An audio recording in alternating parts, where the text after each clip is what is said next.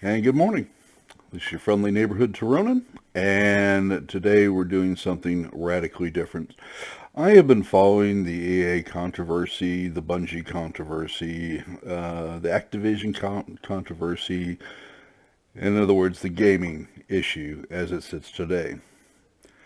Yongyea has a wonderful series of broadcasts on YouTube stating the state of gaming today.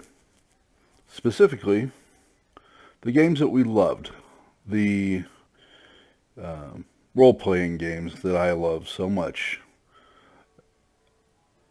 are disappearing. They're going away. And the reason that they are going away is to go to service based gaming. And what's service based gaming? Well, that's where you have live interconnections with the parent platform, which provides you things like the beloved loot box. And I think we're all missing something, which is the reason that I'm making the video today. The real problem with the gaming industry is us. And you're going to say, wait a minute, I didn't know you do. We do. I do.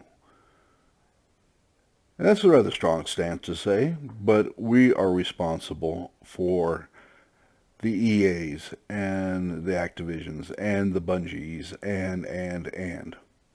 And the reason that I say that is this. The American business model is horribly broken.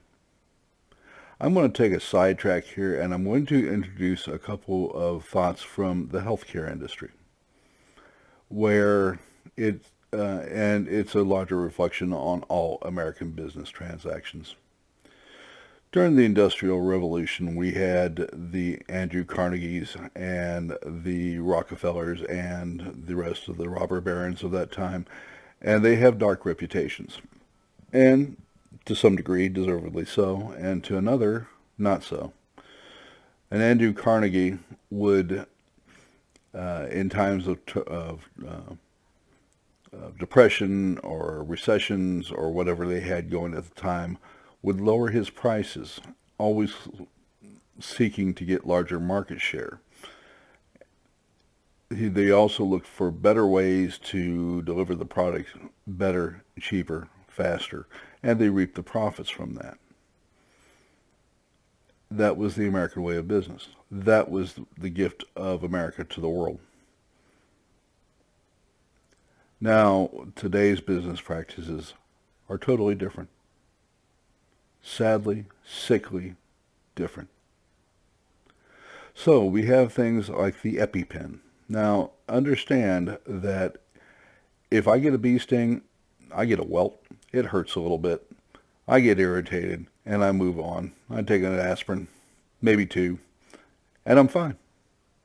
Not allergic to them. Some people will get a rash, but about 1 or 2% of the population will begin the process of anaphylactic shock, where your breathing tubes begin to close, and you will possibly die from a single bee or wasp sting.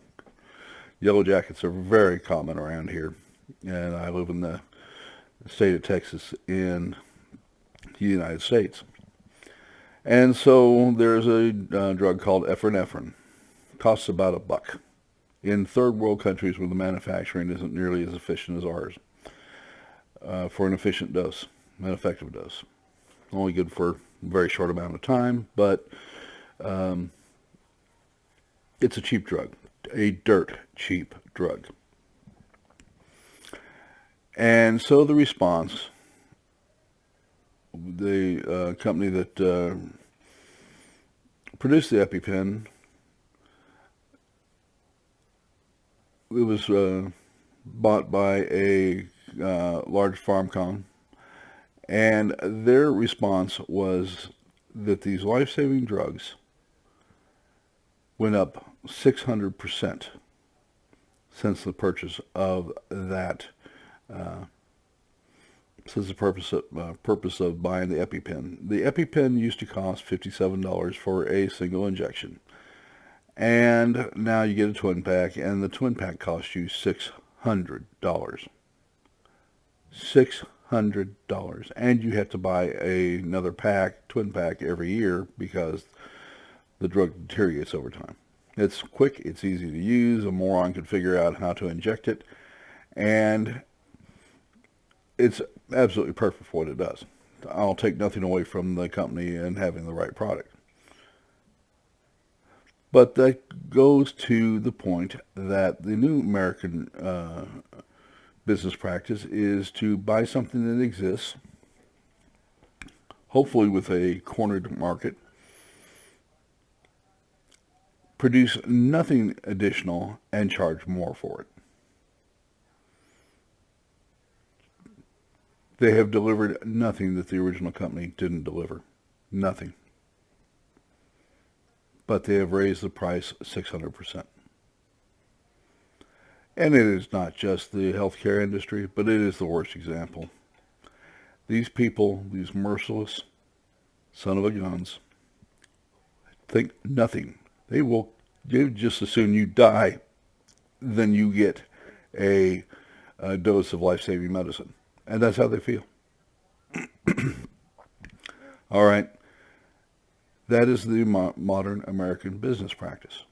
I can't speak worldwide because I don't know the international companies that well, but that is modern America. If you will pay, or you have to pay for it, they're going to charge you till you are bled white. So, getting back to Yongyea,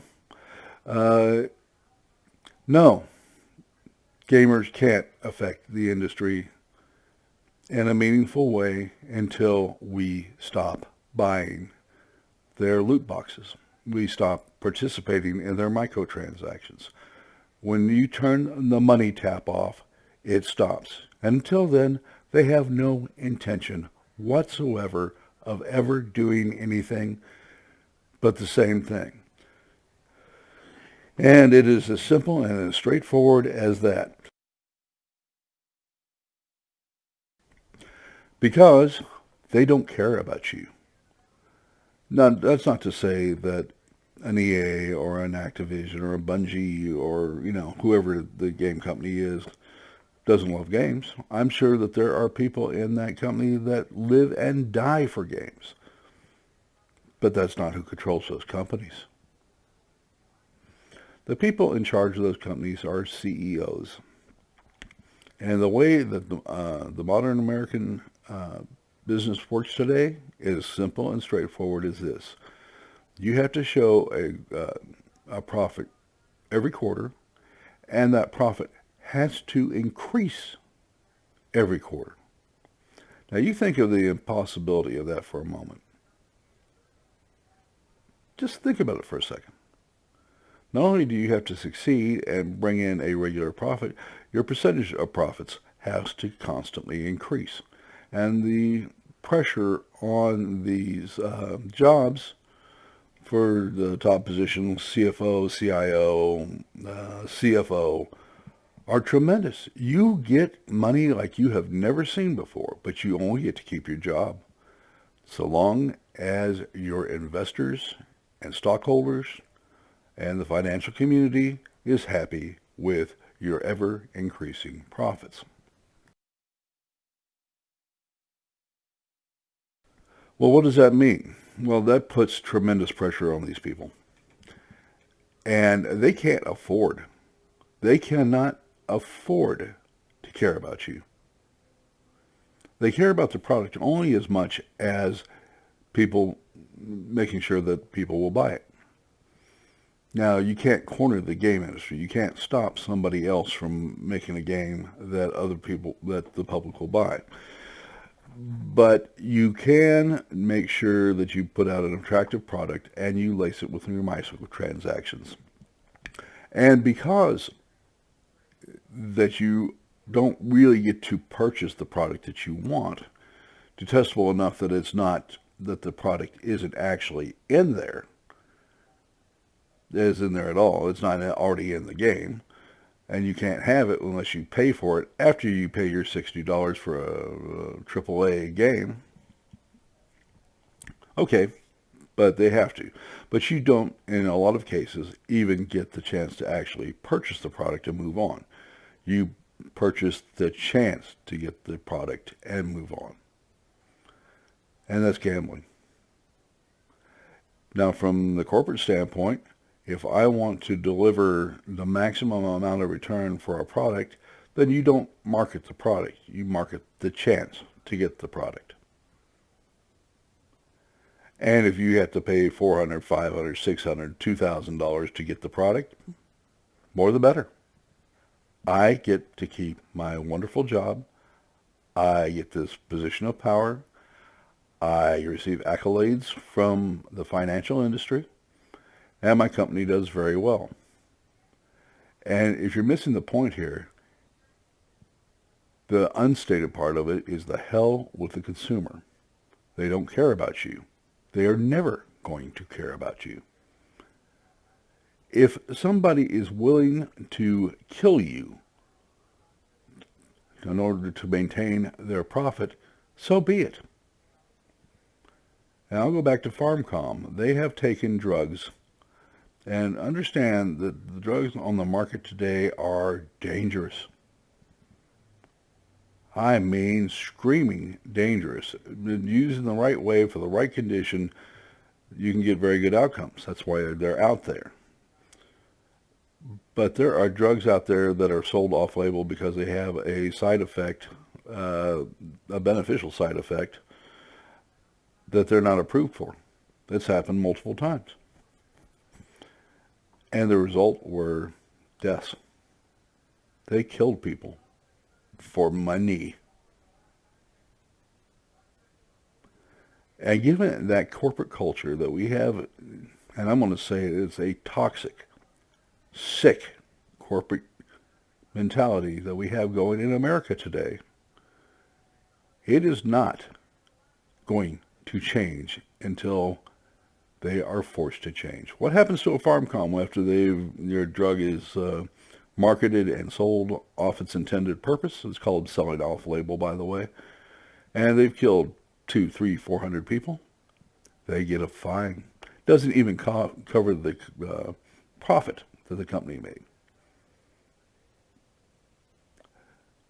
So the FarmComs fight it, finally agree to pay the fine, whatever it will be, go back to the boardrooms and laugh their collective rear ends off. They have gotten their money. They've killed people. Who cares? Yongyea, I understand what you're saying, but you don't get it. These merciless people don't care about you. They don't care about me. They care about their pocketbook. And if you see a game like Battlefront 2, where you literally cannot play the game very well without the loot box system, and you expected anything else from them, I can't tell you how wrong you are that they are ever going to change. You can force them to change. And let's talk about that a little bit. It's going to happen when you start criminalizing corporate behavior. If you have a FarmCom goes out and sells off label and kills 20, 30 people, I don't care how you put it. That's murder. It's as simple and straightforward with that. And when those people get clawed from their offices, slapped into handcuffs, thrown in jail with no possibility of getting out until after their court hearing, thrown into the general prison population and find out how fun that would be, get their entire livelihood stripped away from them, every dollar that they have taken from them, and never allowed to operate in the United States again, this is what we're going to see. And it affects every aspect of a working man's life. I'll give you yet another example, just to give you an idea of just how broken our system is. When I moved into the particular town that I lived in, it was a very rich community. It bought and installed its own cable system, and it cost $20 a month. $20. Now you can buy, HBO or Showtime just like you could today, but we're talking, real early 80s. You got great reception, got great service, didn't pay a whole lot. Nobody thought twice about it. You stroked your check for $20 a month, mailed it in. This was the 1980s, folks. And that was the end of it. Well, it got bought out by the cable company, and the prices doubled. Because you don't get to buy something from another company or buy their business without a hefty amount of profit involved. And who pays for that profit? Well, the company that purchased it has no intention of paying and taking a hit for the product they bought, whatever it may be. So they cover their price and then show. And remember, you have to show a quarter by quarter profit and increase in profit. And the easiest way to do it: charge a consumer. You have the property. You've made your money, and you're showing your profit. It's called return on investment. And the simplest and easy way to do it is to raise your prices. Now, it's especially in the case of cable companies, telecommunication companies, where you are hardwired into that service. You don't have a whole lot of choice. You pay it or you do without. Cornered market. It's true of the gaming industry. You want to know why EA comes, buys a company,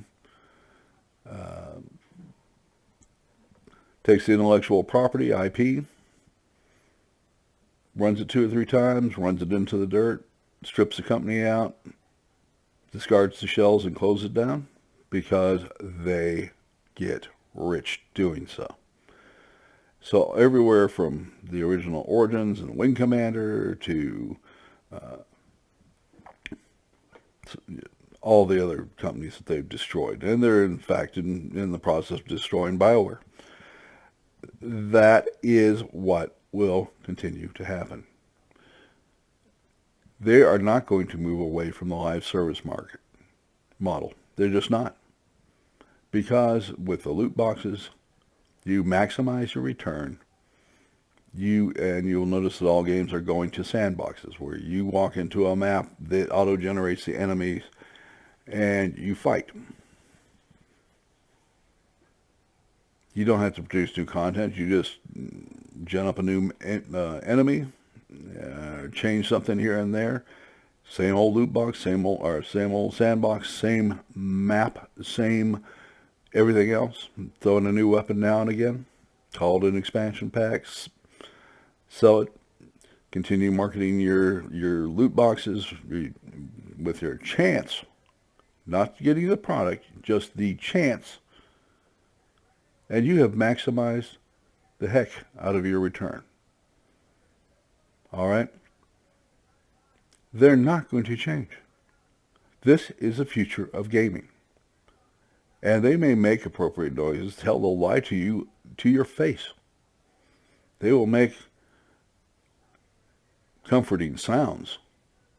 But if you expect them to move away from the market and disappoint their franchise, their stockholders,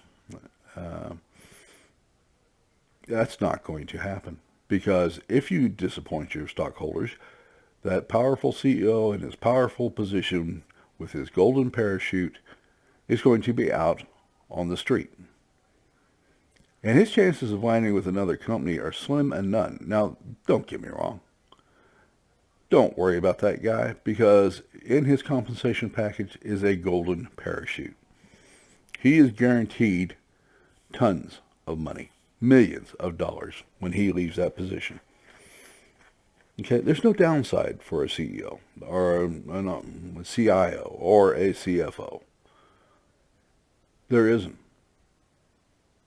You may bemoan the fact of what happened, but I promise you that they are laughing all the way to the bank and will then pontificate on what's wrong with America and how you shouldn't have done exactly what they told you to do. The American business model is sadly broken. We don't innovate. We corner, capture, and charge the hell out of the consumer. That's our modern business model. And until we change our laws and enforce them viciously, it's not going to change. Young, I appreciate your good intentions. I appreciate what you're saying. You're absolutely correct. It's a filthy practice. The people that promulgate it are not evil. They're not bad people, but they are very much products of the American business system as it sits today. It's sick, it's sad, it's broken, but that's it. And it's not going to change until we, more than anything else, stop buying loot boxes. Stop buying games that are designed around loot boxes. And you're right, it is gambling. It is absolutely gambling. All right, there's a reason Las Vegas has grown up and is this huge town in the middle of the desert with no natural resources nor any other reason to exist except gambling. Because it's hideously, extremely profitable. And in this country, we don't care about the consumer. We care about our profits.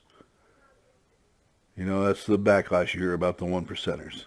They don't care about you in the least. They want their money. They want more of it. They want all of it. And we can cry about it and we can moan about it. But until we start forcing our political system to reform it, to start innovating again, this country will continue down the same rotten track that it's in. The EAA situation is a microcosm of American business, and it's broken. This is your friendly neighborhood Turonin. That's my public service announcement. I hope you enjoyed it. Remember to like the video if you like the video, and to subscribe. All the subscribers I can get. Thanks a lot, and you have a great day. Bye-bye.